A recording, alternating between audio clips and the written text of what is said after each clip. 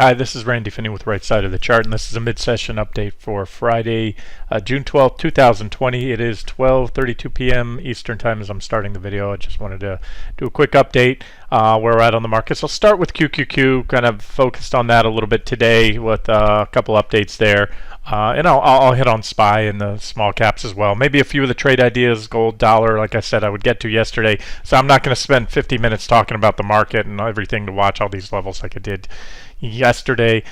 Just a quick update. So let's just start out with what we were looking at this morning. Or yesterday. Let's start with rally time. So we already know, what took us down yesterday. The breakdown of the trend lines, solid sell signals, check marks across the board, island cluster tops, all that good stuff has been covered.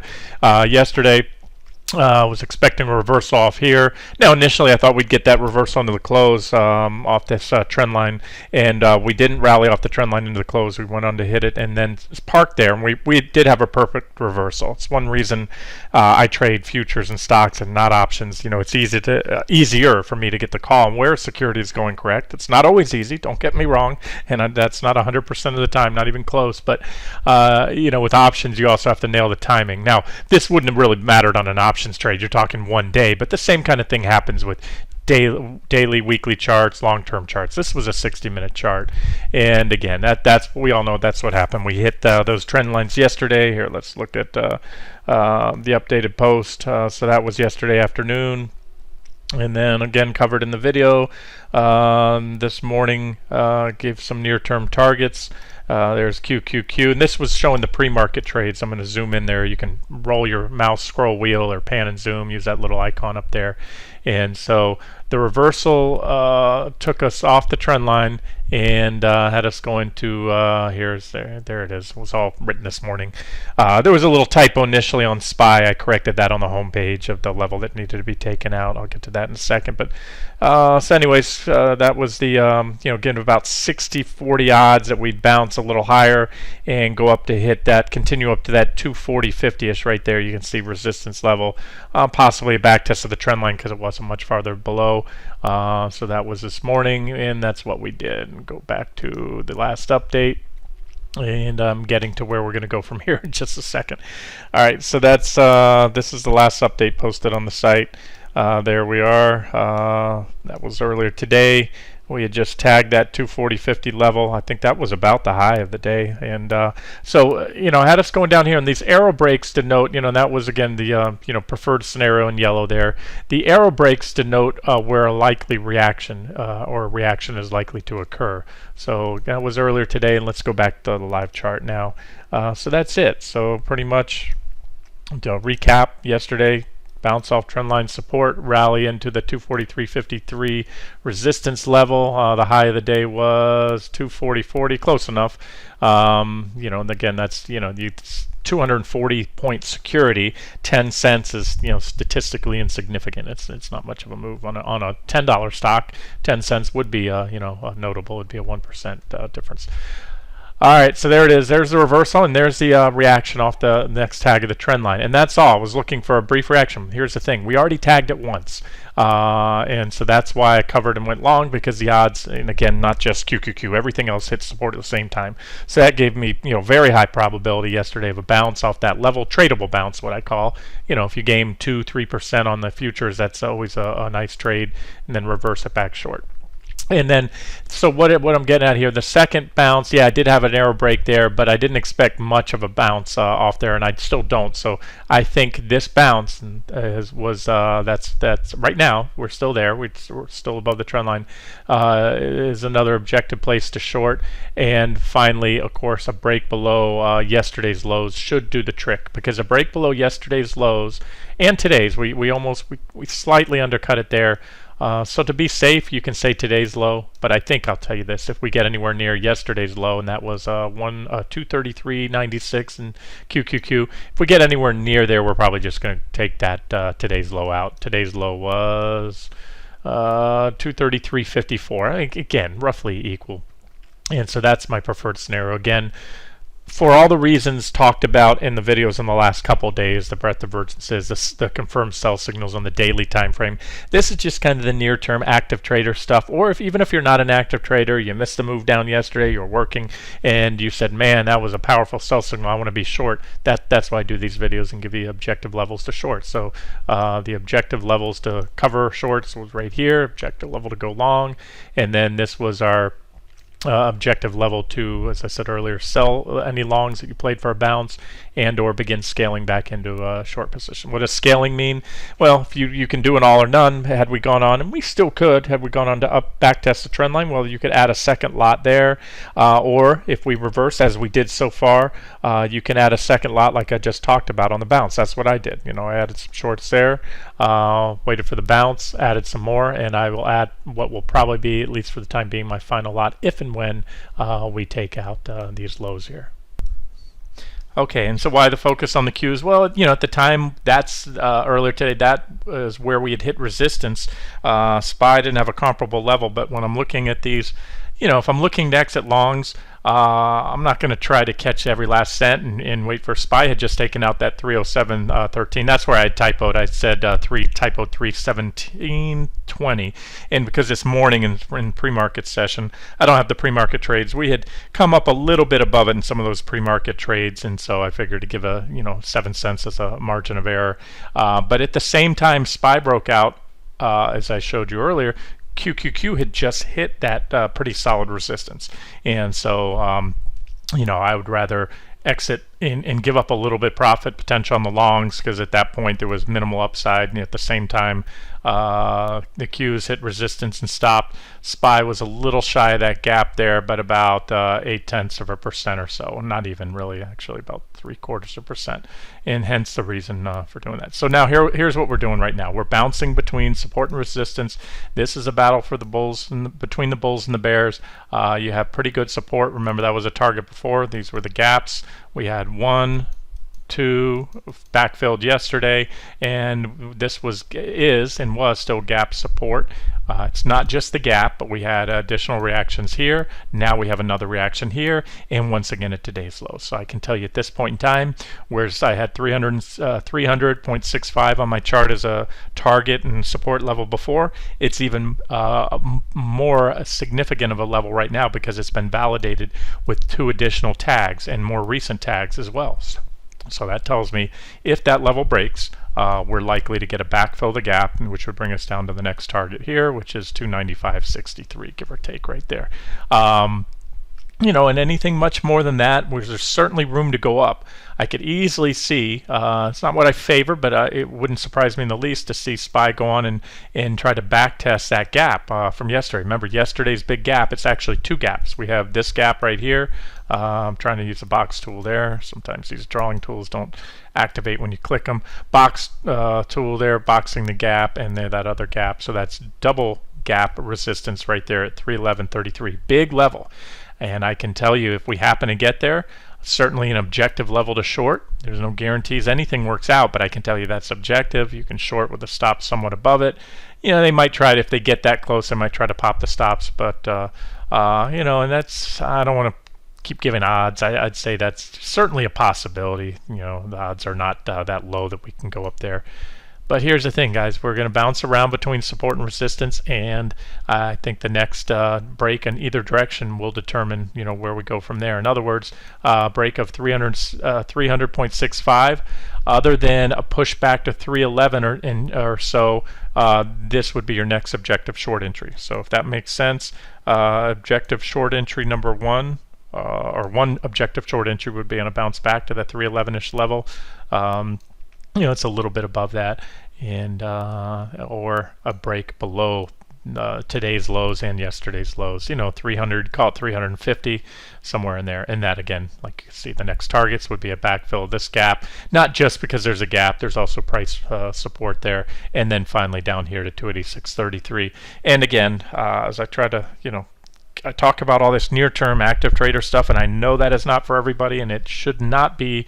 If that's not in your wheelhouse, active trading, because you don't have the full time to sit in front of the computer and do this stuff, or you don't have the experience of doing it, look at the bigger picture. And the bigger picture says yesterday we had some pretty powerful sell signals that are still very much intact right now. And if this is the start of a new uptrend, then you can short or add to shorts or exit your longs on bounces off support or bounces back into resistance. And again, the next objective short level. I'm going to lower this line a little bit here. I've had it on my daily chart just to come in, because now we have two more recent reaction lows a little bit lower. You can see right there. So you call it a little north of 300 right there. That level needs to go. So that's it. That's what SPY needs to do to open the door to more downside or more upside. Pop above this these two lines there, above or below. And again, because of what's happened, everything that's happened, not just yesterday, everything leading up to that, leads me to believe that there's most likely more downside. All right, let's look at IWM. Update that one. That's still an active trade. That active trade, the official trade, had two different stops. A max stop, if you're targeting T4 or beyond, because I will very likely extend and add additional targets if we get anywhere close to T4. We hit T1 yesterday. I just, a lot of the trades on the site, the active trades, just haven't been updated lately. Focus. I've got just a lot going on with not just trading and analyzing the markets, but there's some other things going on that are pulling me away from my desk more than usual. So I'll do these updates, and as I say, I cover these in videos. I tell you when a trade has been stopped out or if it's hit a target. I've covered each and every one as that's happened. I just haven't posted that final update with a screenshot and a chart and some notes saying this trade's completed because it hit the final price target or it hit the maximum stop. And until that happens, they stay in that active trade category.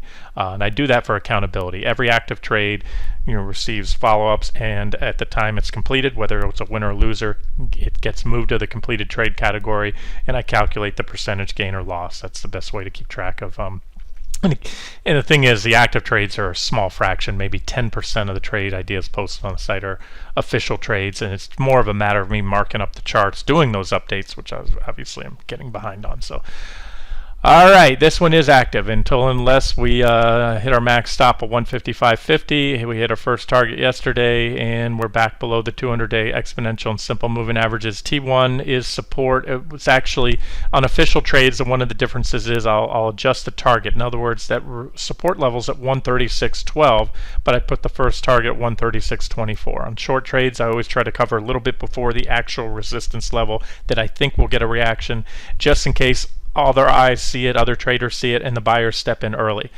We had a lot of downside momentum yesterday. That's what I call momentum-fueled overshoots, so it's no surprise that we overshot that level a little, kissed that 50-day moving average and bounced. But same story, we need to break that to the downside.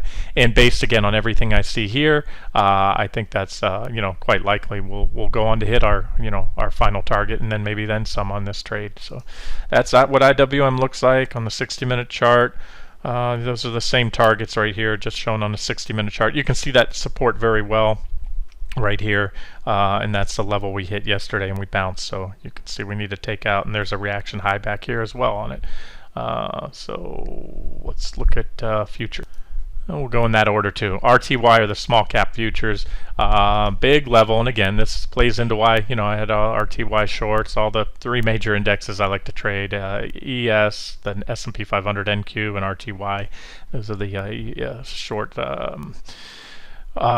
Small cap futures. And so there was that little trend line I gave you this morning. I had it hand drawn on most of those charts. We had it on NQ, ES, everything else. And so I said, if you went long yesterday at support, that's the support level I showed you there. We're expected to bounce. Then we broke the uptrend line or the downtrend line, and that was a catalyst for that rally. It's I can't measure it without moving the line, so I have to guesstimate the line down here and then put that measuring tool there, and that tells me it's about, what is that, 5.6%? So very nice bounce in the small caps. And you can see technical analysis tends to work, at least my style, very well during periods of volatility when volatility spikes. That's what traders kind of flock to. All of a sudden, fundamentals are now thrown out the door, and so you can see we rallied right up that 1408. That was a very objective level. I can't update each and every chart. There's various futures contracts, various indexes, the Dow, S&P, mid caps.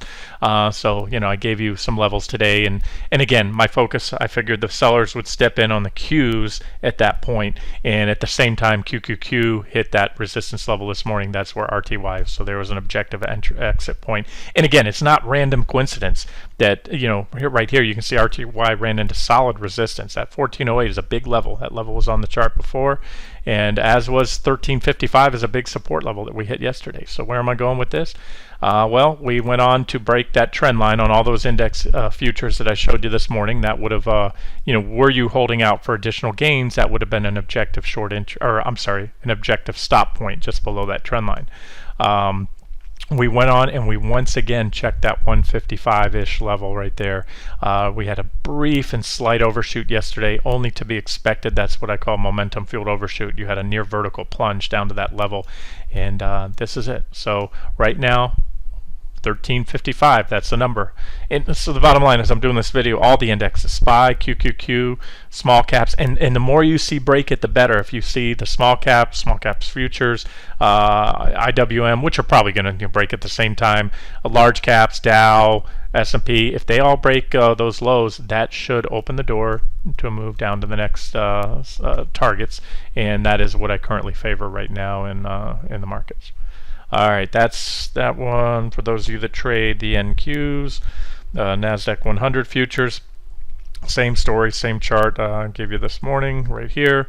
Yesterday, when I did the update, I showed you the chart. We were at support 95.95, where expected a bounce. Very good support level right there. Numerous reactions. We did bounce, good for a healthy bounce right into this significant resistance. And again, this played into that post where I had QQQ also at resistance. I had the NQ NASDAQ 100 futures at a pretty darn good resistance. In fact, I think a very big resistance level. Why? Well, I'll go back a little bit in time. You can see that we had a breakout here, and it was back tested, and so this whole thing is a big old bull trap. We had a sell signal here. There was our sell signal, and that's why I love trading futures. You get a jump start, whereas QQQ had a big gap down this, or the indexes, SPY, everything else, NQ. In the futures, you get a head start because this is around the clock trading. These guys trade almost 24 hours a day, Monday through Friday, and then they pick it up again Sunday night, with only brief shutdown periods. And so, you get, if you're long, you can have your stops managed much tighter. With QQQ and SPY and IWM, you cannot control gaps. You are powerless against a gap. If you take that position home and you don't close it out by the end of the after-hours session, you have a stop loss in place, but that stop loss can be gapped way beyond and leave you, lead you to much larger losses. Whereas the futures, you can set your stops strategically or enter positions on breakdowns like this just below support levels like that. And so that was today. Same story. You had that little minor uptrend line. It also broke when it took out this 97.40 former resistance, now support level today, and boom, we bounced back to it. So this is an objective. Well, we actually hit it and already came off an objective short entry. And same thing is the look at the indexes, those other levels I told you, if we happen to hold this support. So the bottom line is, after all this, there it is. We need to take out today's lows in the NASDAQ 100 futures. The lows are a hair below because we had a few brief overshoots of that 95 level. So, you could be safe and say, 95, 85 or something like that. That should do the trick and open the door to this next target down here, about 93.71, 93.72, somewhere like that. There are some levels along the way. Let me give that to you now. There's one other minor support level that stands out to me right here, and that is about 94.84. So I think something like this, depending on how it happens, but likely a little reaction there. Probably more of a consolidation than a move down there. Hard to say exactly the zigs and zags all the time. Sometimes I can call those pretty well, and then sometimes we just smash right through a support. And if I should say if and how we get down to these targets, any or all these next targets, will kind of give me a heads up, some insight to this market. If we just have another big boom, couple some more impulsive selling like we had yesterday, That's going to tell me there's a pretty crowded rush for the exits, and sentiment is shifting very quickly. And it would be more indicative of a of the start of the next leg down in a bear market than just rather a healthy correction. Because I think even the most bullish bull out there had to recognize, recently, hey, look, a correction is needed now. Things are getting a little frothy, so a pullback would be healthy, and that's still an option on the table. So I'm going to watch this. If we can rally up, like I said it before, I said it yesterday. If for whatever reason this market can undo the damage it was done. In other words, get back above the recent highs over here. Take back those islands that they left behind in SPY and every other index, Dow. Regain these trend lines. Then that's going to be nothing but bullish and probably open the door to new highs. Unless that happens, like I said, there's a lot of evidence pointing to more downside, but we cannot put the nail in the coffin yet for this rally. It's a lot of pretty strong sell signals, but the further down we go and the more impulsively we drop. And how do we drop? When we come up to key support levels, like 200-day exponential moving average below, in price support here about 295.63. If and when we get there, how does the market react? Do the buyers step in vigorously? Is there a powerful reversal off that level with some follow through, or do we get a muted bounce that gets sold into and then we take those out? If the latter happens, that tells me again that the supply demand dynamics have shifted, and that's going to be pretty bearish. Otherwise, I'll be on the lookout for any bullish price action, and a start would certainly be to enter yesterday's gaps, get above yesterday's highs in all of these index ETFs and start to make a backfill of that gap. That would certainly be a start. It wouldn't put the nail in the coffin for this bearish scenario, but like I said, it wouldn't help it either. It would certainly work against it a little bit. And finally, ES for you ES traders, same story. I posted this, today, an update as well. Yesterday, I had it here at 303.55. That's the level I thought we'd get, the bounce late day.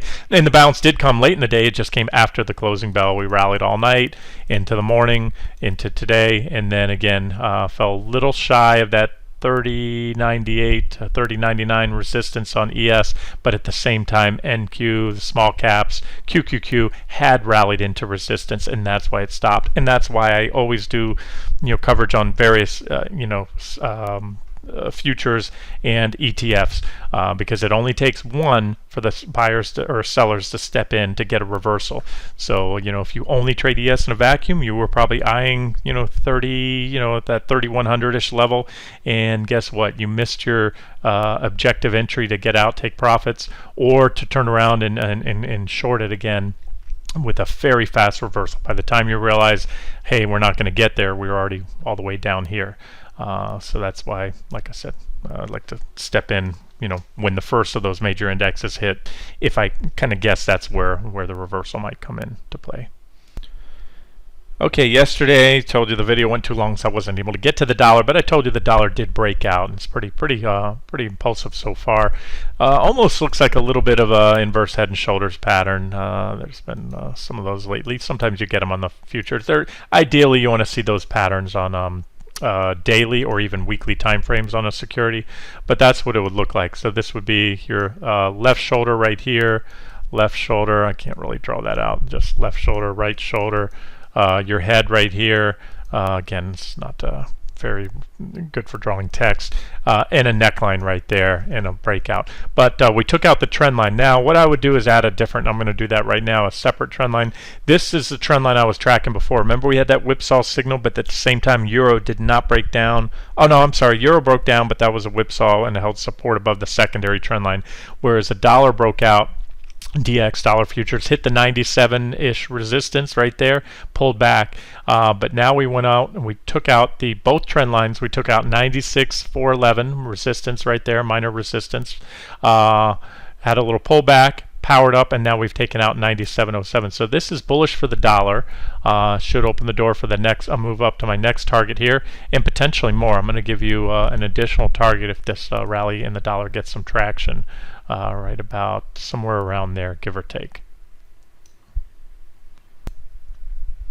And then E7 Euro futures, you can see we're right on support right now. So the dollar is probably not going to go anywhere unless the Euro takes out pretty much where we're trading right now, about that 112.70-ish level. You can see right there. Here is that trend line. There's the trend line. There was a little whipsaw signal, got back above it, then broke down. Just like the treasury bonds, the central banks, the global central banks, have a extremely heavy hand right now manipulating currencies. So it's got to be tough. I'm not a forex trader. I will trade it when I see opportunities. Sometimes I'll trade these forex futures, but I prefer to use this to kind of gauge on where the dollar sensitive assets might go, and that's what I'm about to roll into. So I wanted to segue into that and just show you it was a very clean bearish rising wedge pattern, other than that little whipsaw there.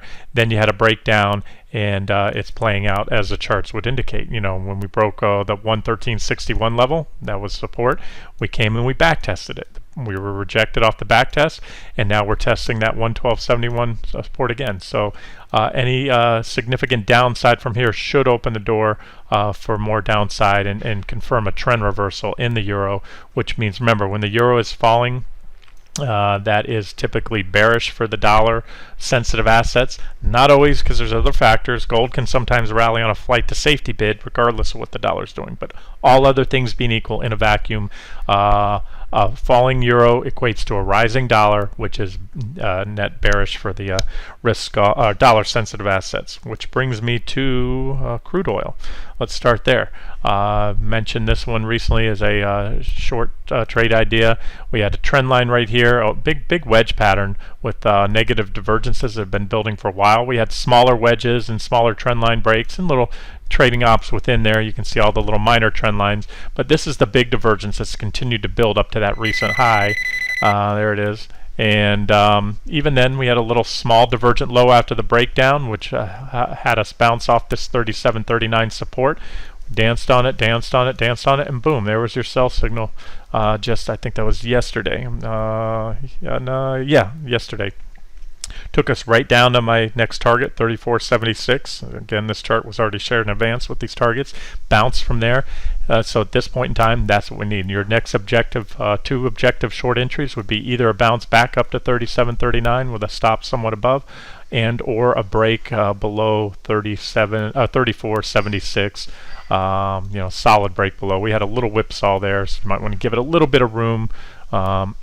And this is going to look a lot better if, number one, if the dollar is still rallying and still looks to be, looks poised to continue to rally, I should say, and the stock market's falling. When the stock market falls, that is it's just, the masses' way of saying we're selling. We think that the economic growth expectations now are all of a sudden have shifted and they're not so good, and that's what makes the stock market goes down. So by that same logic, one would say the demand for oil should fall as well. And so again, there are times where the stock market and oil are highly correlated, and there are times when they each do their own thing. Right now, I think that correlation will return, and I say that large part because it has been strong. Oil was going up with the stock market, and both recently topped and have been moving lower. So by that logic, that's why I'm looking to position, I'm already short, but looking to add to that short on those two levels that I just showed you there. And for those of you that don't trade futures, and remember, you can also do the, I forget the symbol, is it QM, I think, for the micro crude contract. If CL is too big, too much leverage factor, most of the futures, not all, but a lot of the futures, all the index futures I cover, NASDAQ, S&P, small caps, they all have mini contracts. Natural gas has mini contracts. Crude oil does.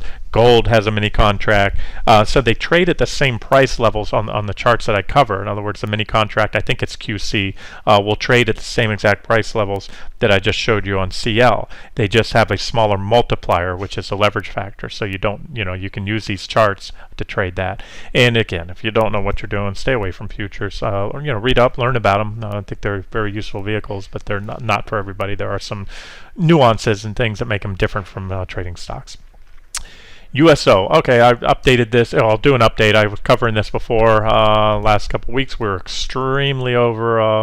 Not extremely overbought on the daily chart. On the shorter term time frames, we were very overbought. But what I highlighted here is this big old gap, very technically significant gap.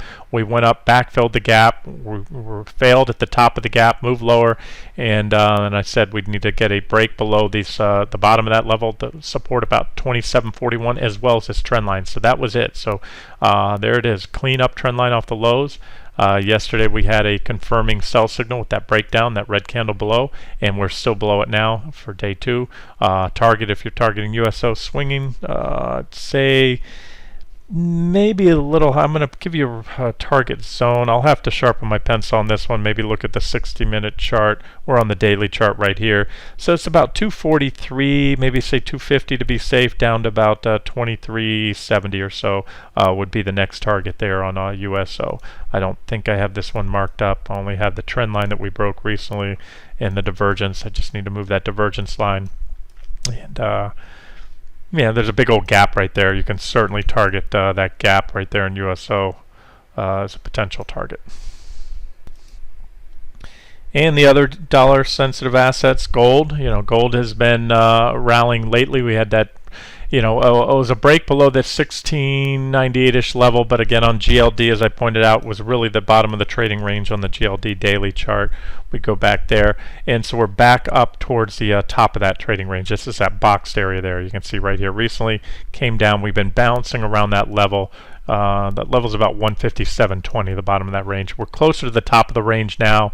The dollar has broken down, so you have cross currents. I think if I'm right on the stock market and there's more downside to come, considerable more downside in the next coming weeks, let's just say, then that should give a flight to safety bid for gold. However, the cross current might be if the dollar continues to rally, and we do have the divergences on gold. So I remain, what I've been for a while, cautiously bullish on gold. It's still a official long trade idea. It has been for quite a while. It's what I call, and we don't have many, they're called long-term trade ideas as well, which is a trend trade or investment.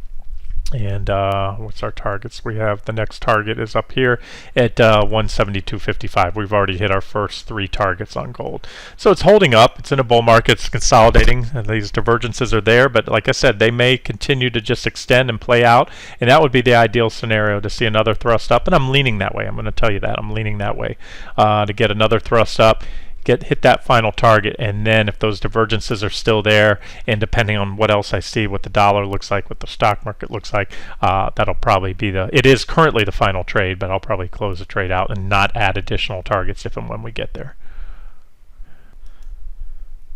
And here's SLV, the silver ETF. The resistance level it's been dancing on is about 1630 right there. You can see a lot of reactions from above there, a little break below. We regained it. Reactions from above, reactions from below, and it's kind of been just a little choppy lately, dancing on there. And I've covered it quite a bit on the 60-minute time frame, which we'll get to in a second. We did have a divergent high here.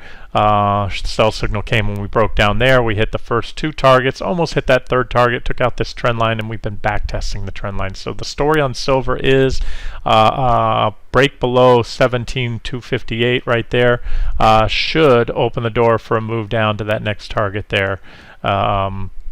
Should do the trick. But again, it may, what gold does may or may not affect. Sometimes I see gold and silver really diverging, and then they play a game of catch up later. So I have to say I'm leaning towards more upside in gold, especially more so as longer term, intermediate term. Near term, it's tough. Right now I'm standing aside there. May jump into silver if we get a breakdown there, and I like what I see at the time. I just want to point that out. That's the direction I'm leaning right there, and that's the next target there. 16,526, and then about 15,990. So we'll almost call that $16. Okay, this video is getting kind of long at this point. I'll probably cover the individual trade ideas, do updates later. Quite a few I've highlighted recently, like Starbucks, which gave us a sell signal a couple days ago right here. on the breakdown below this trend line rising wedge that was posted as a trade setup in the last week or so.